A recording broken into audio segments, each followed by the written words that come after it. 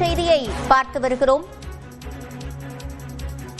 சட்டப்பேரவை சபாநாயகர் அப்பாவுவை சந்திக்கிறார் சேலம் மேற்கு தொகுதி பாமக சட்டமன்ற உறுப்பினர் அருள். இது தொடர்பான கூடுதல் விவரங்களை செய்தியாளர் கோகுலிடம் கேட்கலாம். கோகுல், இந்த சந்திப்பு தொடர்பான முழுமையான விவரங்கள். சேலம் மேற்கு சட்டமன்ற தொகுதி உறுப்பினர் அருள் சட்டப்பேரவை சபாநாயகரை சந்திக்க இருக்கிறார். கொறடா பதவியிலிருந்து மாற்ற வேண்டும் என்று பாமகவுடைய சட்டமன்ற உறுப்பினர்கள் சற்று முன்பு சபாநாயகரை சந்தித்து மனு அளித்திருக்கக்கூடிய நிலையில பாமகவுடைய சட்டமன்ற குழு தலைவர் ஜி.கே. மணியுடைய கடிதத்தோடு அருள் சபாநாயகரை சந்திக்க உள்ளதாக தகவல் வெளியாகிறது.